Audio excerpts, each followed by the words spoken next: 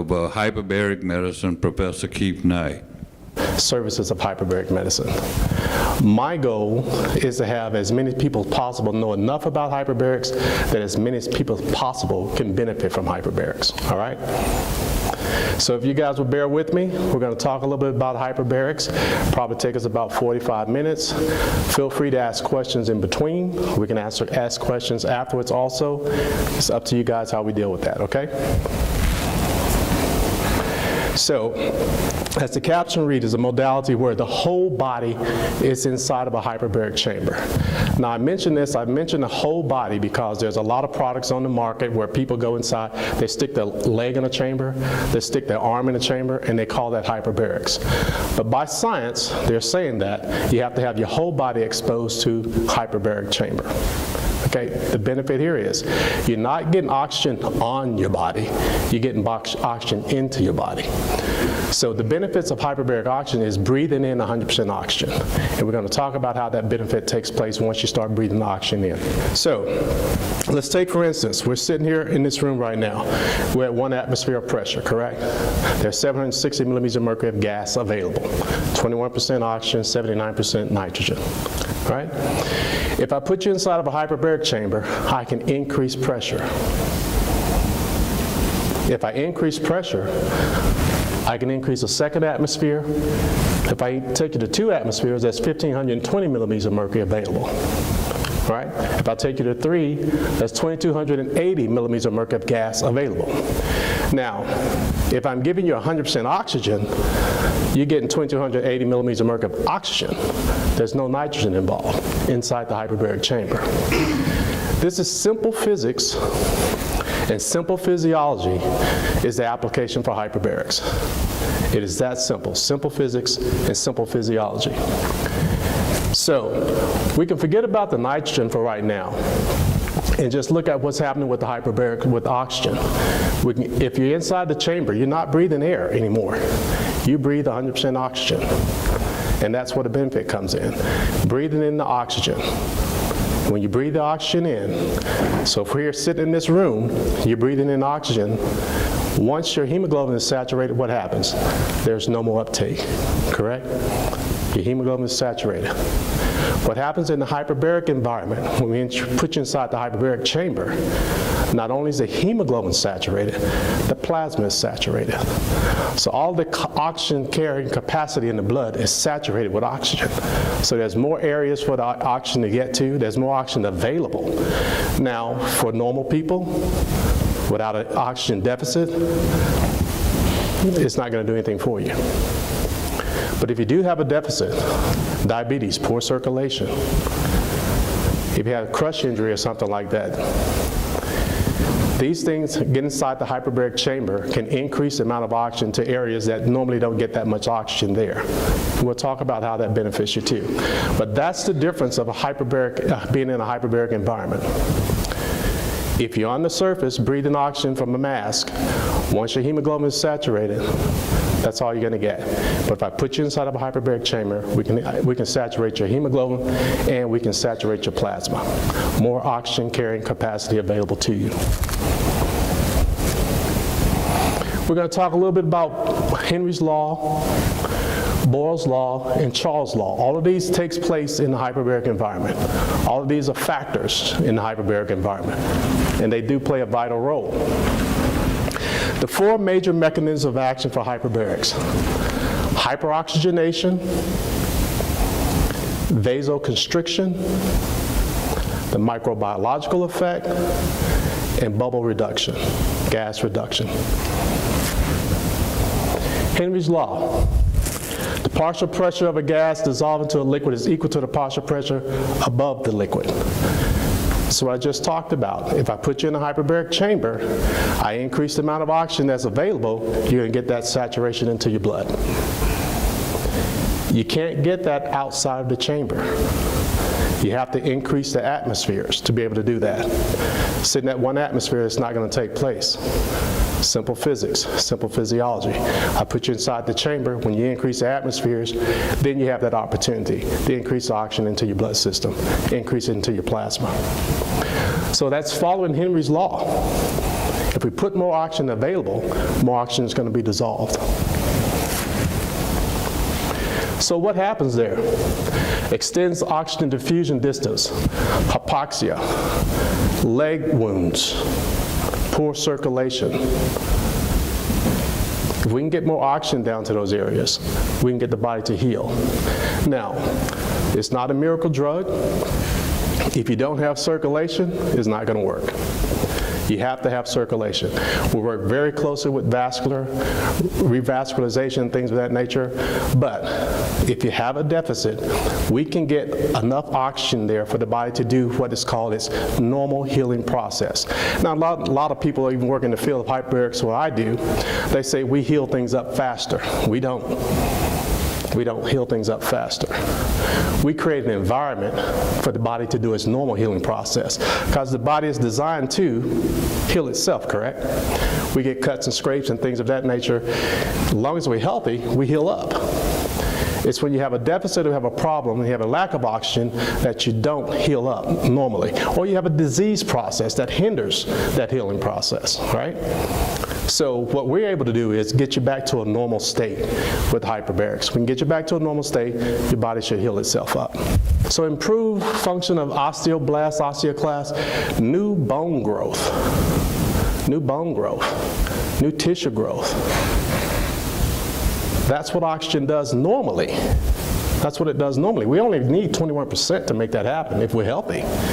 Only need 21%. But if I put you in a hyperbaric environment, you have these deficits of oxygen, we can get you back to normal. We can get this activity to get enacted again. We get that activity to get active again, and then your body starts to heal itself again. Demarcates viable from non-viable tissue. When I first came to Birmingham to start working, I worked at Caraway Hospital, and we used to go to surgery with Dr. Kent over there. And he used to do a lot of gas gangrene cases and necrotizing fasciitis cases. I mean, he would take the whole abdomen and flip it up and just cut dead tissue out from gas gangrene cases. But if they put him in a hyperbaric chamber prior to going to surgery, that tissue was red, beefy red tissue. All the healthy tissue was beefy red tissue. So the demarcation was quite finite. You knew the tissue that was necrotic, and you knew the healthy tissue. And our protocol there they would go into the chamber, they go to surgery, go into the chamber, go to surgery, go into the chamber, maybe 2 or 3 times. And that was a standard protocol that would follow over there. And you could, if we went into the surgery, I went into the surgeries myself to see this demarcation, because he wanted us to see what was going on, what we were doing, how active we were with the patient's healing. It was pretty amazing to see that happen. Pretty amazing to see that. Positive O2 gradient hastens gas exchange. It's getting oxygen to those areas where it hasn't been getting. And that's just the disease process not allowing oxygen to get there. Again, if you have more oxygen available, you have more oxygen to utilize. And that is the key to hyperbarics, putting more oxygen into the space for your body to utilize. It's that simple. It's not that we're doing anything great, fantastic. It's a simple physics, simple physiology situation. It drives O2 through the barriers. Reduction in tissue flow. When we talk about reduction in tissue flow, we go into vasoconstriction. Now consider a crush injury. If you get a crush and you come to the hospital, one of the problems that you have is profuse bleeding. In the hyperbaric environment, after a certain pressure, you get a vasoconstricting effect. You can reduce 30% reduction in cerebral blood flow. But here's the thing you may think about. If we're cutting back on the blood flow, how beneficial is that going to be? Remember, we have far more oxygen than you would normally have in that environment. Even though you're cutting back on the blood flow, what are you also doing? Cutting back on swelling and edema. Barriers to healing, correct? So if you can cut back on those barriers and at the same time increase the amount of oxygen that's there, you give the body a very viable opportunity to heal. And that's how it works in that environment. Consider the brain. 30% reduction in cerebral blood flow. What's the big problem with brain injury? Swelling. swelling, right? If we can cut down on that swelling, the blood flow, and get oxygen into those areas, you have a better opportunity for healing. With burns, it reduces fluids and electrolyte loss. And as I just mentioned with the crush injuries, it's just making sure that you can have viable tissue there. Even though you're cutting back on the blood flow, it's so highly oxygenated, the body still has a lot of that oxygen there to utilize for the healing process. It keeps it pretty simple. And the microbiological effect. What happens here is bacterial static has a bacterial static and bactericidal effect. Anaerobic organisms, how do they thrive? In an anaerobic environment, correct? Where there's a lack of oxygen. You kind of eat away like Pac-Man, like gas gangrene or something like that, necrotizing fasciitis. Just eats away like Pac-Man where there's a lack of oxygen. So what are we doing? Increasing the amount of oxygen into the area. So when we do that, the anaerobes cannot survive in that environment. They can't survive because there's oxygen there. So we can limit, we can't reverse anything, but we can limit the spread of anaerobic activity in that environment when in the hyperbaric chamber. And the key thing here is it reads it's lethal for most strictly anaerobic organisms, but it's not going to bother the host tissue. It's not harmful to the host tissue, and that's the key. So Boyle's law. So in Boyle's law, what do we know? If we increase pressure, we decrease, this is respiratory, right? We decrease the volume of the gas, right? We decrease the volume of the gas. So where does this come into play? Scuba diving. What about scuba diving? What do they get? They get the bends. They get the bends from nitrogen, right? Because they breathe air. They breathe in air. And as I said, when you increase pressures, let's go back, if I go back to that one of those earlier slides, if you increase pressure, you're going to increase the oxygen and the nitrogen if you're scuba diving, because you're breathing from an air tank. So when you get those nitrogen gas bubbles in your system, our bodies live at about 600 millimeters of mercury of nitrogen, correct? If we're going to be diving under the water, we're going to be increasing the amount of nitrogen to our body. If we're down at 45 feet of seawater swimming around, we have far more nitrogen in our body than we normally would have. So we start coming back up to the surface, our body's trying to get back to normal because it lives at 600 millimeters of mercury of nitrogen. That's where it wants to go. So if you come up too fast, those gas bubbles can start to expand. When those gas bubbles start to expand, they can get into areas that can cause a lot of problems. They can cause neurological problems, they can cause joint pain, things of that nature. But what do? When we get that, we put those people inside of a hyperbaric chamber. Why? Boyle's law. Boyle's law says if we increase the pressure, putting them back in a chamber, we can decrease the size of that gas bubble.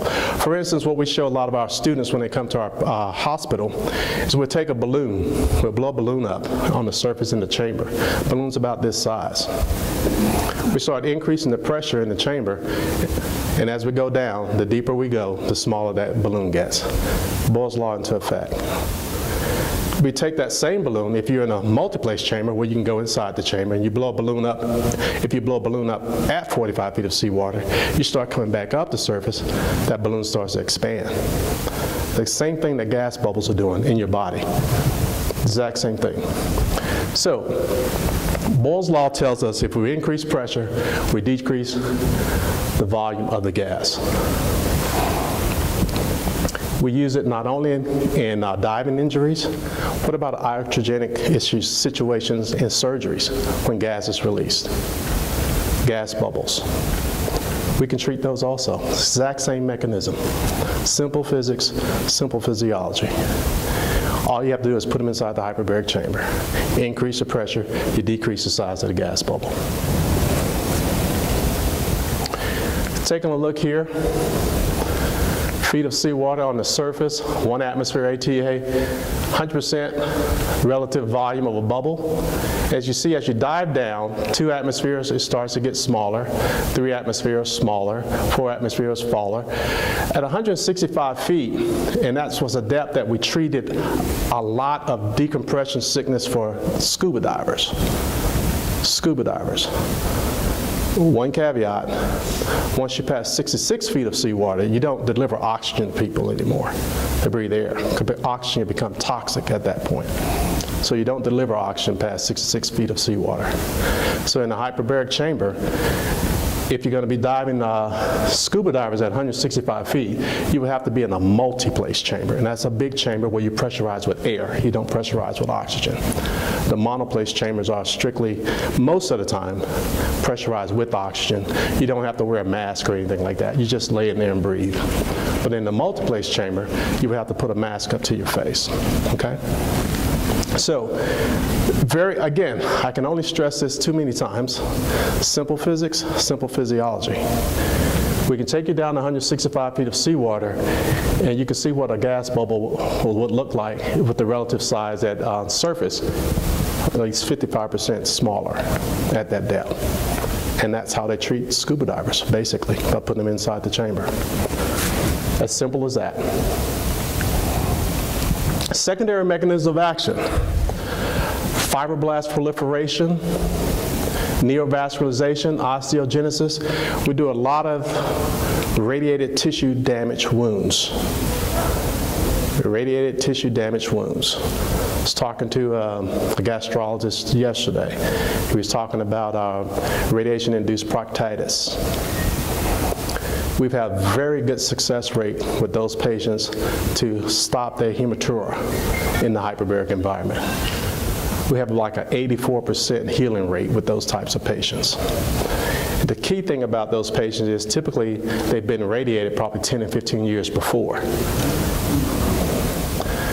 Now recently, they've gotten pretty much better about how they radiate patients. They're more targeted these days. They don't get as many, they probably won't have as many in the future cases of radiation-induced proctitis or cystitis. But right now, those people who were radiated like in the 80s and the 90s, they're our patients now. That tissue does break down. Sometimes radiation can be a necessary evil. But we do see a lot of patients for radiation-induced cystitis and proctitis, and we have very good success rates with those patients based on healing their hematuria. So these are secondary mechanisms. So it's like, if I tell you, for instance, like we talk about a scuba diver, how many treatments would a scuba diver get? Maybe 1 or 2, because what we're trying to do is just decrease the size of a gas bubble, right? If we can do that, we can get them on their way, they can be gone, symptoms gone. If we're talking about chronic non-healing wounds, we can treat anywhere from 20 to 40 treatments with a chronic non-healing wound. If we're talking about radiation tissue damage, we can talk about anywhere from 30 to 60 treatments, because we have to get secondary mechanisms to kick in. And they tend to kick in around the 21st to the 27th treatment in the hyperbaric environment. That's when you start getting that kick in. So you're going to take those patients past that point, okay, with the radiation tissue damage, the secondary mechanism. Most of the things that we treat, that first round of mechanism, hyperoxygenation, vasoconstriction, microbiological effect, those things will take care of that. But when you talk about the long-term problems that we have, that's when you need the secondary mechanisms to kick into play. Accepted indications. There's about 13 indications that we utilize right now. Carbon monoxide, these are the emergency cases that we treat. Carbon monoxide poisoning, cerebral arterial gas embolism, decompression sickness, exceptional blood loss anemia, necrotizing soft tissue infections. Now these are the cases that we pull call 24 hours at our facility. These are the cases that get us out of bed at night. We come in for these cases. We won't come in for a diabetic foot wound or something like that. But these are the cases that we do come in at night to treat. Gas gangrene. Typically we don't come in at night to do gas gangrene because they go to surgery first. They go to surgery first, they watch those patients. We'll get them the next morning, and sometimes we'll get like 3 treatments in a 24-hour period with these types of cases. They go to surgery, they come to us, they go to surgery, they come back to us, that type of thing. Crush injuries, compartment syndromes, reattachment and suturing of limbs, acute peripheral ischemia, thermal burns, brown recluse spider bites. The acute peripheral ischemia is a big, big problem in hyperbarics. And some of the factors that you have to deal with when you're talking about brain injuries and things like that is ischemia. Those are the things that you're trying to deal with. But we already know, right, just from this brief conversation that we've had, the hyperoxygenation effect can help us get oxygen to those areas. Simple physics, simple physiology. Brown recluse spider bite. You guys know how the spider bite works. The spider goes in, bites you, the little venom goes in, and again, it eats away like Pac-Man. It just goes and goes and goes and goes and goes. And if you don't stop it, it continues to go. So again, what we do in the hyperbaric environment, we put you in the hyperbaric chamber, we fill your body with oxygen, oxygen is carried throughout your body. So what happens is we have oxygen surrounding that area where the spider bit you. It cannot go any further. Now, again, we can't reverse anything. We can't go in and heal that tissue. That tissue is dead. It's got to be cut out. It's got to be excised. All right? But we can limit the effects of the poison that the spider puts in your body. Okay? And it's simply what we do. We bring them in, debridement takes place, put them inside the chamber. We treat them on the brown recluse spider bite. You may treat 7 to 10 treatments. Maybe 7 to 10 treatments that we treat. Have you guys ever seen a spider bite, a bad one? They are awful. They are awful. You wouldn't think a little spider that you could barely see could cause such damage. It could be pretty awful. So non-healing diabetic foot, that's our biggest issue. We treat more of those patients than anybody because what? We got more diabetics than anything else around too, particularly in the South. We treat a lot of non-healing diabetics. And again, poor circulation, one of the factors here. Not getting enough oxygen to the areas that needs to heal. And again, if we're not having these deficits, our body would naturally heal itself up. It's designed to heal. Divinely designed to heal, to be honest. So what we do is help the body with its healing processes. Enhancement of healing in selected problem wounds. We get a lot of non-healing surgical wounds. Just for some reason, some surgeries, you go in, you get your incision and things like that, everything heals up, it's fine, not a problem. Smokers will wear you out. Literally, they will wear you out in the healing process. And we know, and I know, and we all know, that smoking is a habit. It's addictive. It is very difficult to stop smoking. I never smoked. I tried. I have to say, I tried when I was about 16 or 17. I tried it because it was a cool thing to do, I thought at the time. Successfully, I wasn't able to smoke well. But anyway, it is a situation, habit, it's addictive, and it's hard to get people to stop, even with the idea that this is going to stop you from healing. So with carbon monoxide coming from the cigarettes, we know that it bonds to the hemoglobin a lot more readily than oxygen does. So if we're going to put you in a hyperbaric chamber, what are we doing? We're fighting the carbon monoxide. We're not healing the wound. That's what we're doing. So we have to try to sit down and explain as simply as this to our patients how smoking inhibits the healing process. And I know they can't stop. I know it's a difficult thing. So I'm like, give us a time limit. Give me so many hours before you get here to smoke your cigarette, and give me some time after you get out of the chamber, before you smoke your cigarette. And if you can do that, you can give us an optimal window to try to help you. But otherwise, all we're doing is trying to offset the problem with the carbon monoxide bonding to the hemoglobin. That's what we're doing. I know it's a big challenge for a lot of folks. And here's the thing that one of the key things we talk about in wound care altogether. We're not trying to change their lives, but we do need a window of opportunity to optimize the healing process. And if it's going to be if you're diabetic, getting your diet the best that you can have it for probably 60 days. Be very diligent about that. If you're a smoker, try to limit your smoking prior to coming to the chamber and once you get out of the chamber, things like that. It's simple stuff like that, that if you offset the body healing process mechanism enough, it's not going to heal. It doesn't take a lot for everybody to get offset. But if you can maximize the opportunity, give yourself a window for healing, that's what we try to instill in most of our wound care patients is. And most of our wound care patients are our patients because the number one reason is they're non-compliant. That's why they're our patients in the first place. But we have to sit down and have an education process with them, talk to them about what's the optimal opportunity for them to heal. And we work with them to try to get that taking place. Compromised skin grafts and flaps, we get a lot of flaps from plastics. One of the big things that we do is like breast reconstruction in an irradiated field.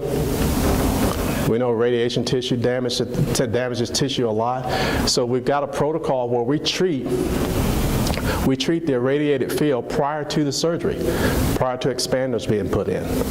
If we can get that tissue healthy enough to go through that surgical procedure. So there's protocols out there for that. A lot of physicians around this area utilize that process. And we started way back in, like, I think mid-1990s. Practicing this, we were working with a Dr. Shelby Ike. He started doing this process, and a lot of the doctors took on that after that. But a lot of the surgeries that they had prior to that in the irradiated field would break down because the tissue was irradiated. It wasn't healthy tissue.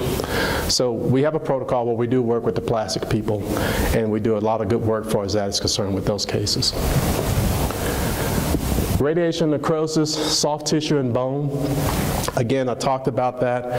We, again, neovascularization, osteoclast, osteoblast, new bone growth, new tissue growth, new vascular growth. All that stuff is necessary in this environment for radiation necrosis. Refractory osteomyelitis for the bone. This used to be one of our biggest diagnoses that we treated back in the 90s. But the surgeons have gotten a lot better about their surgical procedures and their processes now. We don't see a whole lot of osteomyelitis for the bone anymore. They've gotten a lot better about their process for taking care of those. So let's talk about the benefits, because you guys are going to be able to tell somebody after you leave here how hyperbarics can help them, right? Yeah, I think so. So you have to find the right opportunity. Dissolves extra O2 into the blood plasma. Increase O2 concentration in hypoxic areas. Reduces edema by vasoconstriction and promotes white blood cell bactericidal activity. That's it. Those are the primary functions of what we do. And those secondary functions I talked about, neovascularization and things like that, after a certain period of time. But this is what we do. It's simple physics, it's simple science. All we have to do is put you inside of a hyperbaric chamber and let you breathe oxygen. You can even go to sleep as long as you breathe in. It goes into the lungs, into the body, into the blood, out to the extremities. It's as simple as that. Side effects. Not many side effects other than that first one I noticed the first day I walked into a hyperbaric chamber. I would call claustrophobia a side effect. How prominent it is. And here's the thing, folks. Everybody in the world is claustrophobic. Trust me. It just depends on the size of your box. Your box may be a little bit bigger than somebody else's, but you got a box that will take you out. Trust me, you do. Everybody does. So let's go to ear and sinus barotrauma. When you're diving in the chamber, you start feeling pressure on your ears. You guys have jumped in the pool, you felt the pressure on your ears. You go up into the mountains, you feel your ears popping and things like that. It's the same thing happening inside the hyperbaric environment because we're increasing pressure. And as we increase pressure, we're going to put pressure on that middle ear. What do? Pinch and blow. Pop your ears. Some patients have to go in, we send sippy cups. We send sippy cups inside the chamber with our patient. So they have to do the sucking motion, basically, and that helps pop your ears, too, when they go inside the chamber. Some patients can't use their hands inside the chamber. What do? We have to get tubes. We can get PE tubes put in patients' ears prior to going inside the chamber. Sometimes in emergency cases, they do myringotomies if necessary. So, but you will have problems that middle, and that ear pain hurts. Trust me, it does. There's nothing like it. It hurts pretty badly. But it's as simple as pinching your nose and blow or swallowing. You can get past that problem right there. Visual changes. They say there's about 10% of the patients that ever go through hyperbarics have visual changes. And it's just having so much oxygen into your system. That's what's causing the problem. And typically what we've seen over the years, if a patient's going to have problems with their vision, if like you have you're nearsighted or farsighted or something like that, it may change from one extreme to the other. Now, it doesn't happen to everybody. It's just some people it happens to. Typically, it goes back to normal after about 6 weeks of the hyperbaric treatment. I haven't talked to anybody that I've treated over the past bunch of years that said they did not get back to a normal state. I'm quite sure it has happened to some people, but I haven't treated anybody, right? And it only affects about 10% of the people that go inside the chamber. So it's a rarity that we see folks that come out and say they have problems with the ears. And here's the thing, you have to be in the chamber for long periods of times. The people that are going in for 10 treatments or something like that, they typically don't have that effect. It's the people that are having 20, 30, and 40 treatments that tend to talk about the fact they may have some problems with their visions. Grand mal seizure. Oxygen in this environment is considered a drug, just like any other drug. Too little, non-therapeutic, too much, it could be toxic, right? So we have to know how much oxygen we're giving patients when they go inside the chamber. Particular patient on a ventilator. Patient been breathing oxygen all day in the room, on a ventilator upstairs, and they come down to the hyperbaric chamber. So it's a very methodical process about how long a patient's been on oxygen, how much oxygen we can give them when they come in the hyperbaric chamber. So that's a case-by-case situation for a patient on a ventilator. Case by case. So we have to be very knowledgeable about how we affect those patients when they go inside the chamber. Pulmonary grand mal seizures, pulmonary toxicity. Again, too much oxygen. You can get too much oxygen inside that environment. We have, for grand mal seizures, we have to watch our patients. We sit right there with our patients the whole time they're inside the chamber. There's always someone there with the patient. And that's another selling point for the patient when they go inside the chamber, because everybody's claustrophobic. We have to tell them, I will be sitting right here by you the whole time. If you need anything, tell me. I can hear everything you say. I'll pick up the phone. We can talk back and forth, okay? But we have to watch the patients because there are signs and symptoms for a grand mal seizure. And we have to watch and monitor every patient that go inside our chamber. We can't take it for granted. You can take the patient that's been with you for 30 treatments, never had a problem. You think everything's hunky-dory. They can come in that day and they can suffer from a seizure inside the chamber by getting too much oxygen. So you just have to monitor and watch every patient you put in the chamber all the time. Charles' law, if the volume of a container is increased, the temperature will increase. And conversely, if it decreases, the temperature will decrease. So we put patients inside our hyperbaric chamber, we start pumping oxygen inside the chamber. What happens? They get hot. They get hot. Once we get inside of our chamber, we start pressurizing the chamber. It gets warm inside the chamber. Once they get settled at the treatment depth, typically about 45 feet of seawater, 2.4 atmospheres, it kind of mellows out. It kind of gets to a temperature of probably about 72 degrees inside the chamber. Now, we can control the airflow that goes inside the chamber. We can make it cooler.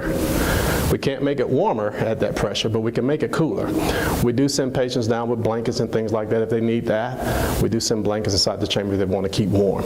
But you're going to get the effect every time. Now, after the patient treatment is done, you start evacuating the oxygen out of the chamber. What's going to happen? It gets cold. Simple physics.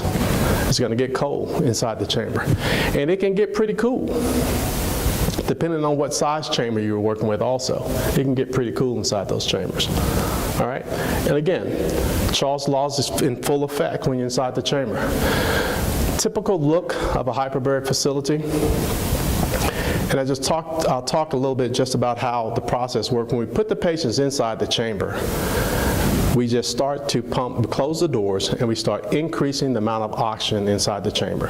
As we increase the pressure to equalize being about 2.4 atmospheres.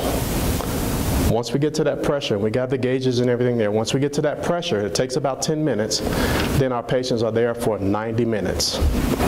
So 90 minutes of oxygen at 2.4 atmospheres is a prescription, basically. It's like a prescription. It's like taking 60 milligrams of this, or 30 milligrams of that, or 2 tablets. That's a prescription. Our hyperbaric patients tend to come every day. They get a treatment every day. Okay? It's not intermittent. It's just like you take your medicine every day. They have to come in and take this medication every day. So we get to know our patients pretty well and things like that. But again, even as I said, you know patients, you know the idiosyncrasies and things of that nature, you still have to monitor and watch each patient every day throughout. Because even the most common patient can have a problem inside the chamber at any time. At any time. Typical layout, 2 chambers. Patients tend to watch TV or go to sleep when inside the chamber. Most patients are on a schedule. They have their favorite TV program they watch when they come in. You know, this first thing that winds them up, they get the TV program going, turn it on, and they go inside the chamber, and they have no problems. Again, all you have to do is breathe when you're inside the chamber to benefit from it. Now, this component here is pretty intriguing. So if we look at this, blood, subcutaneous, and muscle oxygen, tension, and HBO. So this is what happens when you go inside the hyperbaric chamber. If we take this side, we can see the oxygen tension levels over here in millimeters of mercury. If you look down here, this is the time of treatment inside the chamber. So you got about 2 hours, because we got 90 minutes of oxygen, 10 minutes to get down, 10 minutes to come up, and 90 minutes of oxygen. So you're just shy of 2 hours total time going inside the chamber. But this is what's interesting. If we look at the blood, the red line representing the blood. If we look at the blood, when you go inside the chamber, as soon as you start pressurizing, it goes up into the blood very, very quickly to a high level, correct? And when you're coming out of the chamber, it comes out of the blood very, very quickly also. And that's normal. That's the way it's supposed to work. But look at the muscle. Look how it goes gradually into the muscle. And look how it comes out. And we can follow that with subcutaneous tissue also. But if you look right here, you're already out of the chamber, right? But your tissue and muscle saturation is still at a higher level than it normally would be. So up to about a couple of hours after you get outside the chamber, you're still benefiting from the hyperbaric treatment itself. And that's what we have to sell smokers on. That's what we have to sell them on. Don't cut off your benefits running out the door, smoking a cigarette because your treatment is over. You're still benefiting from this process. And this is how we're able to deal with skin grafts and flaps and things like that, because a lot of those we treat 2 or 3 times a day, depending on the severity of the situation that we have. But even though they're not inside the chamber, there's a couple hours after you're outside the chamber, you still have the optimal healing process taking place. And then we'll get about an hour after that, we put them back inside the chamber again. And we normally have about a 3-hour break between most patients if we're going to do something along those lines, about a 3-hour. And those are just some critical cases where we have to get them like 3 times in a 24-hour time frame. So, but this is the big plus. This is the big plus. It goes up the oxygen blood level goes up pretty high very quickly and comes out quickly. But the blood and subcutaneous, that's the added benefit you get once you get out of the chamber. You still have that tissue viable. You still have that oxygen available for the healing process to take place. Research. Closed head injuries, traumatic brain injuries, cerebral palsy, stroke, near drowning, myocardial infarctions. Now, I've been in hyperbarics for 40 years, actually, 40 years, maybe 41. Unfortunately for me, I've wanted to work with all this stuff. I've been wanting to do all of this stuff, but I've always worked in a hospital environment. I've always worked in a hospital environment where they tend not to do what's called off-label. But there's a lot of literature, there's a lot of information out there. I know doctors, I know guys in the field that's been working with closed head injuries, traumatic brain injuries, cerebral palsy, near drowning, all of these. And they talk about the benefits. I can't speak directly to those because I haven't been involved. And I've read data, but I have not been involved personally, so I can't speak to them. But here's my thing. If I were to have a stroke, would I go in a hyperbaric chamber? Absolutely. Absolutely I would. The first thing I would do was to get inside of a hyperbaric chamber. It couldn't hurt me. It couldn't hurt. The science is simple. I heard a neurologist talking about kids with autism. And he talked about the area around the temporal lobe where there's a lack of oxygen there. And what's in that area? You know, the speech center, the hearing center located around that area. And if they don't, that's why they have issues with speaking and hearing. It's because there's a lack of oxygen there. He also used the phrase that there are functional cells available there, but they're not functioning. And that's the difference there. There are functional cells there, but they're not functioning. And he was saying that if you can get the hyperbaric oxygen component into that area, you can get some of this tissue to function, to get those cells to function. That's pretty interesting. There are several neurologists in Florida that are utilizing hyperbarics for autism and cerebral palsy. I know there's a Dr. Rosengill in Melbourne, Florida. He has a big program down there. I think he started out treating his own kids. He was reluctant to use hyperbarics. I think his wife forced him into do it, you know, and he ended up, now he does a whole lot of research. He has people come from all over the world to his clinic, you know, and treat their kids for cerebral palsy and things like that. So there's a lot of study out there. There's a guy that was in Naples, Florida, that's doing a lot of research with brain injuries. There's a guy about Fort Lauderdale by the Sea. It was Dr. Neubauer. He's passed, Richard Neubauer. Dr. Neubauer treated patients from the late 70s to 2000, stroke patients all the time. That's what he treated. Now, I had asked the question, one of my physicians, I said, why don't they collect the data? Why don't they do the double-blind studies? There's a couple factors out there with double-blind studies. In a hyperbaric environment, how can you create a double-blind study? Increased atmosphere is going to increase partial pressures of gas, right? So what are you breathing, 100% oxygen, or you're breathing air? You're increasing partial pressures. So how do you distinguish that? How much did I give them, how much I didn't give them? Another factor is resources. These guys did this as a living. This is how they kept their business going. This is how they kept the doors open, you know, was doing this stuff. So if you're doing research, you really can't be charging your patients for, you know, the treatments that they're getting. So there are some limitations in there. We're going to get involved with a study at UAB, hopefully later this summer. It's a protocol is in its second phase. There's a company there's a hospital out of Hennepin County, Minneapolis, I think.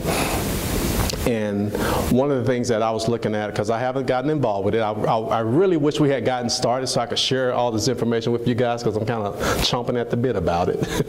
But I just don't know enough about it yet because I have not been involved with it myself. But what I do know is one of the things that they looked at to offset the double-blind process, the people involved with the study won't be the ones evaluating the data. And that's one of the ways they're going to look at getting around the double-blind situation in the hyperbaric. The people that are actually doing the study won't do anything with the data itself. It goes forward to another group of people altogether. So I'm looking forward to that. When I first got to UAB 6 years ago, there's a neurologist here by the name of Dr. Alexandrov. And it's like I was wanting to meet him. First thing I want to do is meet this guy. Met Dr. Alexandrov. We hit it off. And we started talking about hyperbarics. He wanted to do hyperbarics, and I wanted him to do hyperbarics because I wanted to do hyperbarics. I wanted to do strokes. I really wanted to do strokes. We started a stroke evaluation clinic. We set it up. We hired the people to get ready for the study. And then he got offered the job as the chair at the University of Memphis. And he left. And he left me. He left me. I thought I was going to be on the forefront of treating strokes at UAB. It did not happen. Why? Because the other neurologists did not have the passion and idea of that he did to work with hyperbarics and stroke patients. So it didn't happen. Unfortunate for me. I don't know. Maybe I'm supposed to be part of it. I don't know. We'll see. We'll see. But I'm looking forward to what we're going to be doing. What we're going to be doing later this fall with the group out of Hennepin County. As Dr. Glenn was talking about, Joe Namath, there are so many celebrities talking about hyperbarics these days. The simple science, the simple physics is there. You know, we just have to get the data. You know, it's U.S., the United States. We have to have these studies. We have to have the information. It's coming, folks. There's a doctor in Louisiana, Dr. Paul Harch. And Dr. Harch has been working with the Department of Defense since 2009 treating traumatic brain injuries. And they've had a lot of good success with a lot of those soldiers. And there's programs around the country, I know particularly one in Oklahoma, and there's one in Texas, where they treat veterans that have suffered from TBI and post-traumatic syndromes. And there's money that goes into those, a donation that goes into those programs, and they treat those guys for free. They treat those guys for free, but they're collecting a lot of data out there also, as far as that's concerned. So I have great hope and expectation that we're going to be seeing a lot of things coming in the near future talking about stroke-related, brain-related injuries in hyperbaric medicine. It's primed for that, you know, but we just haven't had the literature and the studies to back it up. This is my mantra: hope heals. Hope heals. I've been working in wound care. I think we started our first wound care program in Caraway Hospital in 1990. I think we were the first people in the state of Alabama to start a wound care center, actually, Dr. Bob Caraway. And one of the things that you can see anecdotally over the years is when you're talking to patients, you give people an opportunity to heal, you see people start to heal. You know, it's just the idea that they didn't know where to go, they didn't know who to see, and now they have a process in place to help them to heal. Hope is a magical thing, in my opinion. It's a magical thing, because I've seen people who have been down and out, depressed and all of those factors kicking in from having chronic wounds for years, and you get a turnaround. It's huge. It changes their lives. It changed my life watching patients heal up. You know, and that's why I'm a big proponent. I do talks on hyperbarics all the time, everywhere, anywhere. I have not received a simple donation at all. I do not want one. I have never asked for one. What I'm here to do is I said, I want to educate you guys to the point that you can be able to tell somebody about hyperbarics.